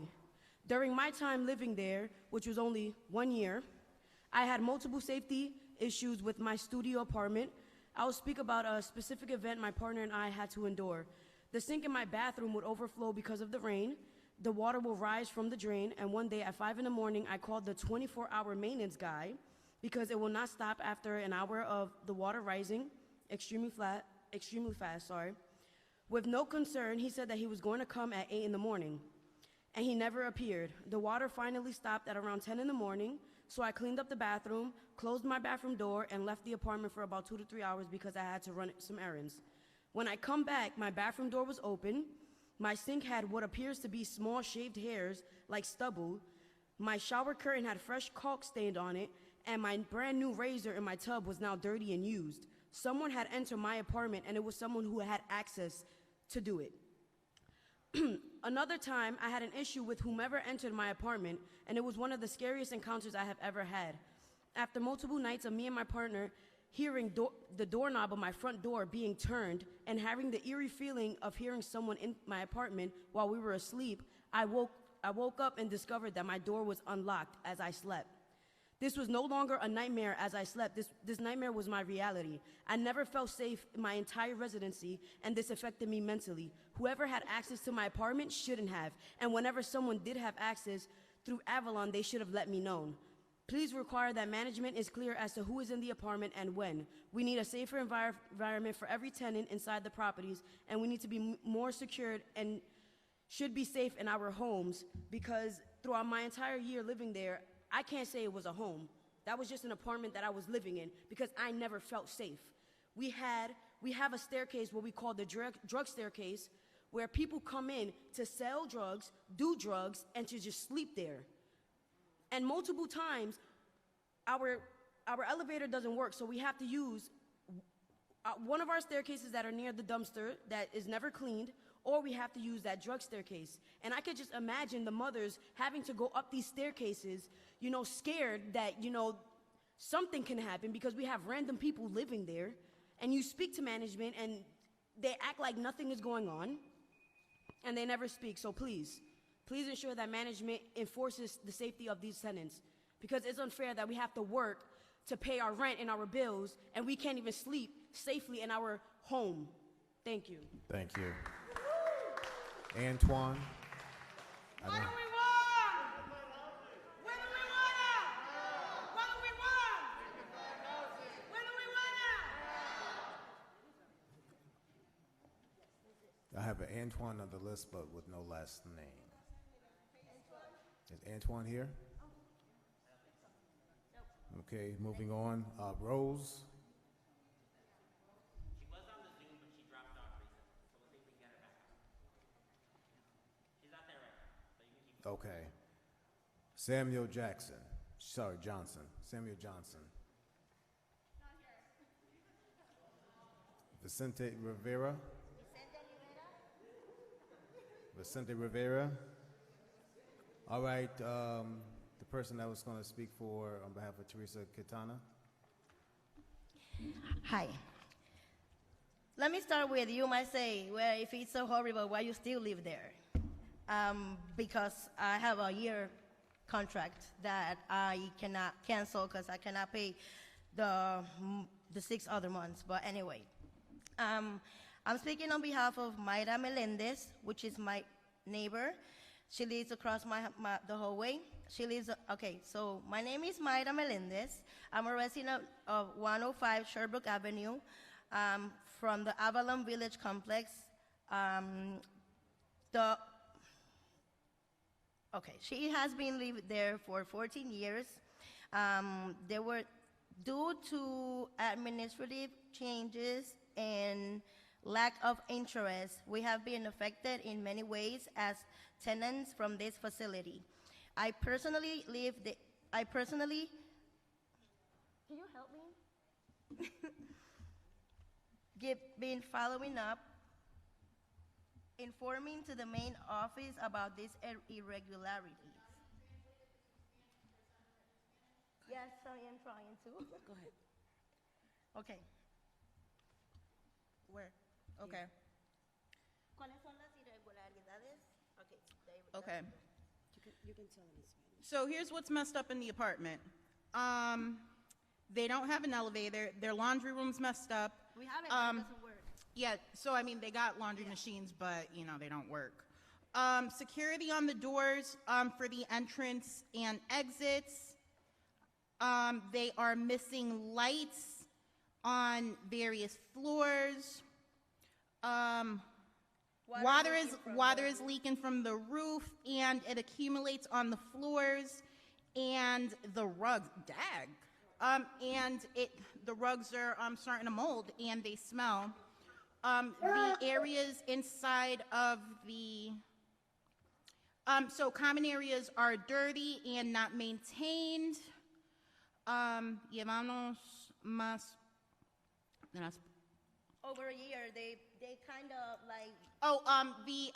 The paint to the entrances and exits are chipping, so you know there are children under 6 in the building, so that needs to be fixed. We constantly have to call 911. They constantly have to call 911 because there's people who are sleeping in the hallways. So I mean, the city should probably invest more into their shelters, so instead of police.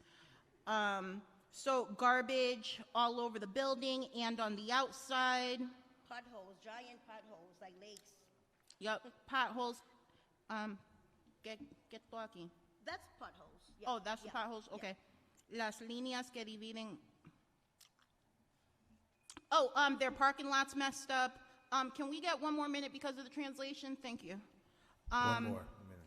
Falta. Oh, and they got roaches in here. Roaches increase asthma, and Hartford's like, you know, if you Google Hartford asthma rates, we're like at the top, and that's something we should not be. So, I mean, you know, they need to take care of the roaches. There's not mice, there's rats, like humongous rats. Yeah, and rats also carry diseases, so kids don't need to be exposed to that. In the name of everyone that resides in this location, thank you. We want a fair response and some We would like favorable outcomes. No es justo. This is not right. Las consecuencias. to increase the rent. Oh yeah, it's not right to increase the rent. I know that Connecticut did, you know, say that rent control is unconstitutional, but we need a fair rent commission in Hartford that's doing their job. Thank you. God bless you. And please remember that you represent us. Please do not marginalize us.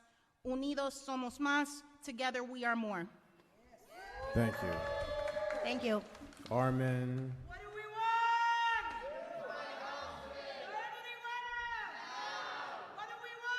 Hello, I'm online here. Can you hear me? Yes, we can. Okay, wonderful. Thank you for giving me the time. My name is Armin Rod, and I have been a tenant at the Millennium Hartford, previously known as 50 Morgan Street Apartments, at 50 Morgan Street, apartment number 1706, since February 2020. I was the second or third tenant moved here to this building when it was under previous management, and it still was performing as Red Lion Hotel as well. Unfortunately, after the management has changed, a lot of the basic services and requirements have been downgraded or faded away. Unlike 2020, under the current supervision, the condition in our building in the past 2 years have been worsened and worsened. Multiple water outages every week, tens of faults, fire alarms every month, which never has been resolved, elevator outages, continuous construction in the lobby, common areas, and construction on floors 2 to 9, lack of security, and so on. As another personal experience, while the building management were accepting the new tenants every week, and we were supposed to have a parking spot on site per our contract, starting fall 2021, they were closed the ground floors and 2/3 of the parking spots downstairs due to the lack of management and proper planning, and we were forced to park offsite across the street in LAZ parking at 300 Market Street, Hartford. While we have been disclosing the landlord that there is no security either in our building and over there, and we weren't offered any security over there, there was a break-in into my car and 2 others on December 1st, 2021. Obviously no camera. I lost a couple of, my camera, 2 lenses, AirPods, and some other belongings.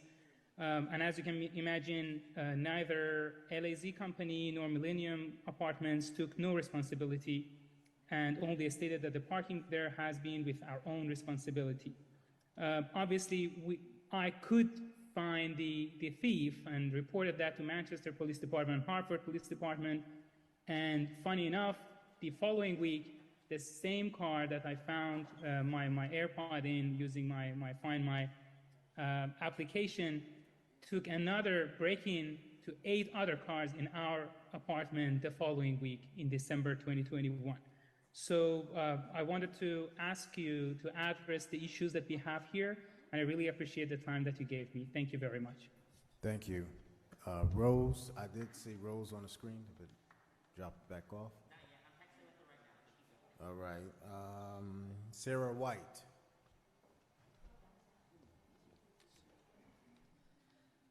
My name is Sarah White. I live at 167 Beacon Street, and I'm here in solidarity with the Avalon Tenants Union, the Weathersfield Ave Tenants Union, and tenants who are organizing across the city. I'm just going to share a couple of short statements from tenants who couldn't be here and a list of demands that tenants made at meetings they've been having about the ongoing housing issues across Hartford and the city's failure to listen to tenants who live here and not the developers and landlords who are from elsewhere. First, from a tenant at Gillette Street, also an Avalon building. I'm facing eviction after suffering from water damage and mold buildup that was lasting for months. They just fixed it recently, but they won't let me set up a payment plan to pay the back rent. From Bruce from 105 Sherbrooke Street. It's not safe in this building. The doors don't lock, the cameras aren't working, and there's people breaking in the doors and sleeping in the hallways. From Jessica, also from Sherbrooke Street on the other side. I've been living with this company, Avalon, for a few years. I first lived in 111 Sherbrooke Ave, and every other week the elevators will break down. Then it took them months to fix it. Then, from not having the building secure, there was some furniture in the hallway that someone lit on fire. I was placed in a hotel, which I still had to pay rent, even though I wasn't staying there. Now I'm at 108 Sherbrooke Avenue. The building is not secure. I have broken things in my apartment. I notified them of it. It has not been fixed. Also, a leak in my ceiling. It's just horrible the conditions we're living in, and now the increase of rent. It's really stressful renting from them. The demands that Avalon and Maple Tenants United have for the city. Hartford is a city of tenants. The city needs to first fine landlords to the maximum extent possible for all code violations. All inspections need to have a plan for follow-up, and the city should assess fines as soon as the landlord misses a deadline. 2, hire enough housing code inspectors to actually rein in landlords, including the 4 the city said they would hire this budget cycle but didn't. 3, ensure the rental licensing program is functional and has the resources it needs so all Hartford tenants have safe housing and don't have to complain to codes. 4, include landlords' compliance with tenants' rights, like for privacy and security in their homes in the rental licensing process. 5, use city funds to pay for repairs and bill the landlord, or pay security deposits and first month's rent to help tenants move away from slumlords like Avalon. Make the Fair Rent Commission more accessible to tenants facing rent increases, unsafe conditions, or retaliations, including by accepting group complaints and allowing complaints from tenants with Section 8. Prioritize language justice by translating all public-facing materials and providing interpretation, including for housing code inspections. And finally, meet with tenant unions in the next 3 weeks and on a regular basis about the union's demands and the city's progress in holding landlords accountable. Thank you. Thank you. Gabriel. Is Gabriel here?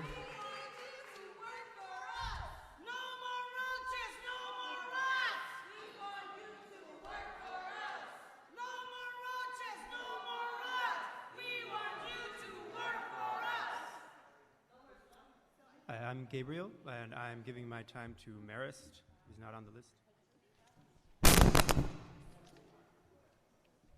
Hi, good evening, and thank you for the opportunity. I've been living with Avalon at 105 Sherbrooke. I'm sorry, my name is Marisol Navarro. Since January 28th. I don't know if some of you remember, but on that day we had a huge storm. I had to move in on that day because I had to turn in the keys to the other apartment. So I moved in and my refrigerator wasn't working. Me getting ready for a snowstorm, all of my food spoiled because it took them over a week to get me an old beat up refrigerator and it still hasn't been replaced to the refrigerator they offered me. I had to pay people to bring up my furniture because the elevator wasn't working, and then find out from other tenants it hasn't worked for 2 years. We have people sleeping in my hallway. I take care of my mom, and sometimes I'm with my mom all day. I come home, and I gotta go up the damn stairs that are dirty, and sometimes face people sleeping, and I don't feel safe because there's no locks. There's barely any lighting in the back. There's garbage everywhere. I can't bring my mom to see me because I can't bring the wheelchair up the stairs. My grandkids, I don't feel safe even bringing my grandkids there. Now, when it comes time to votes, I hear people calling me. I hear people knocking on my door. They're everywhere. Everyone wants votes. But when we need people to speak up for us and make these owners accountable for other things that we gotta suffer for. You think I would live there if I could afford to be anywhere else? I had to leave my career to take care of my mother full time because she needs me. Not because I didn't get an education or whatever the reason is. I'm living there because I have to. I can't move because I can't afford another security deposit right now because I take care of my mother 7 days a week. So I just want justice. I want for you guys to make these people accountable. This lady said that the schools are hiring just anybody to come to the schools and teach our kids. Then they hire anyone to be an inspector. Hire me to be an inspector. I'll do the best I can. But make people accountable. Make these landlords accountable. Find them. Find them high enough so that they learn and they start taking care of our needs. We need to live in better places. I was born and raised here most of my life, but I lived in beautiful Fort Lauderdale for 14 years. Why come back? Because this is home. Because my parents need me. And now that I'm here, I shouldn't have to live under these conditions. Someone needs to do something for all of us, not just for me, for all of us. Thank you. Thank you. Joe Hernan.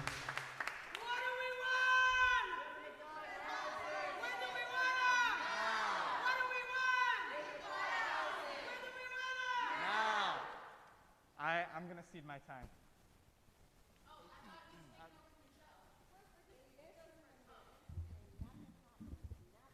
Good evening, everyone. My name is Michael Ortade. I'm a state Senate candidate for District 1 of Connecticut and a former president of Black Lives Matter 860. I'm hearing a lot of the issues that these people are bringing up, and I think that it's time, and I will, of course, help with this as a member of the Senate when I am elected. I think it's important for us to partner on these solutions. I can bring you to individuals like Rick Dale Vale, who has recovery homes out in New Haven. We can talk about bringing programs like that to Hartford because these are the type of programs that we need. When we have 27% of our population in the city that are homeowners, we have an obligation to support the people who are the majority here. You understand? We have that obligation as leaders in our city to make it easier for them. These individuals are suffering under the thumb of oppressive individuals, and I know that there are folks that are part of this council that know what oppression feels like. So we need to look at this in the face and deal with this appropriately. We need to strengthen our Fair Rent Commission, right? We need to also make sure that there is transitional housing, because it's not okay that we have 27% of the individuals that live in Hartford are not owners of their own property. We have a bunch of people who are under the thumb of Section 8 housing, and we're not creating enough channels for them to get that upward momentum to get out of these situations that they're in. So it's time for us to start creating solutions and not allowing individuals to oppress our people. It's not okay. So I'm calling for us to partner up and start talking about solutions, create some upward channels of momentum to get people out of these situations, and start holding these landlords accountable. Whatever is constitutionally appropriate, we need to start bending it. We need to start moving in a way that makes it so that individuals can no longer continue to oppress our people, because it's not okay. Of our rents going up here in the city of Hartford. I'm a resident of Hartford. I live on James Street, and our rent is constantly going up all over the city. That's not okay when people are already living penny to the dollar in Hartford. We have a lot of people who are living paycheck to paycheck, and it's not okay. We need to set some more stringent rules when we have the majority that is renting in the city of Hartford, and that's what I'm going to say. Let's do this together as elected officials, and once I'm elected, I'm going to partner with you on pushing for a lot of these solutions. Okay? Thank you. Thank you. Michelle DeBarbara. Councilman, Michelle's not here, but I think Rose is back on the Zoom. If she's able to speak. Rose, are you with us?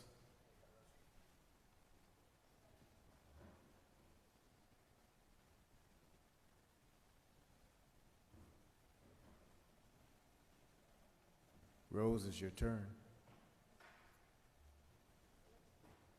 Can you hear us?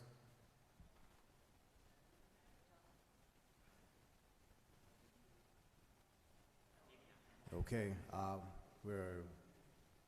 move on. No, he's gonna take care of that. Thank you. Michelle DeBarber? Nope. All right. Chris Hayes? Chris is gone. He was on. Okay. Dolores Johnson. Maria Caruda. Sorry for the mispronunciation. All right. Sahan, no last name.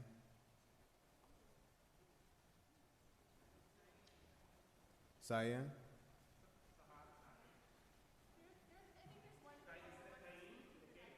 I'm sorry?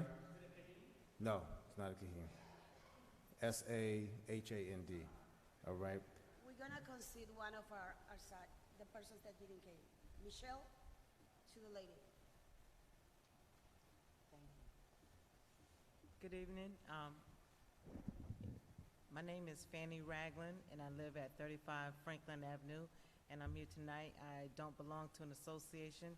I'm just here to speak on behalf of my landlord informing me on Saturday that my rent will be increasing by $100, and I work now sometimes 10 hours a day, sometimes on Saturdays to pay my bills now, and I am in a situation where my landlord does not take care of his responsibilities. I begged him for a whole year to fix a window just to let my kitchen window up. He recently fixed it because he wants to increase my rent. It rains in my front entrance. When I come into my apartment, there's a porch, it rains in it. On my back entrance, I have a porch, it rains in it. Then I can go out on my back porch. I can't sit out there because there's always constantly pigeons up above, and they do their business on my back porch, even with me sitting there. I can't cook on my stove when I wake up first thing in the morning. That's because I have rats that do their business on my stove, so I gotta clean my stove before I can cook. I can't go out the back door to take my trash out because my downstairs neighbor, she has 3 dogs. She doesn't walk them. She let them do their business on the back porch. And then she gets her bucket, rinse off the back porch, and all the dog crap is out there, so I have to go around the house to take my trash out. So when I go around the apartment building to take my trash out, then I gotta pull weeds to get to the trash can because I can't get through that side of the yard because the landlord doesn't take care of the property. My microwave, I can't turn my microwave on. If I turn my microwave on, I gotta turn my lights off in my living room, I gotta turn my lights off in my bedroom, I gotta turn my TV off. That's just to use my microwave. When the lights go out, now he's let the door open. So when my lights go out, I have to go downstairs to the basement, turn my lights back on, come up, turn my microwave on, hope that it doesn't go out before I can warm up whatever it is that I want to cook in my microwave. I've done a lot of work in that apartment. It didn't have blinds, I put blinds up. The main entrance, I put curtains up. I put a chair in the little foyer area to make it look nice when people come into the building. The dogs are so out of control. When you come in, sometimes it's so stinking, you can't even you can't come in the building without wanting to throw your lunch up. That is ridiculous how I live. And now he wants to go up on my rent $100. Somebody, please help us. We can't keep living like this. Do any of you guys live like this? Do any of you? If you don't live like this, please help us not live like this. It's unfair to us. Thank you. Thank you. Barbara Harris.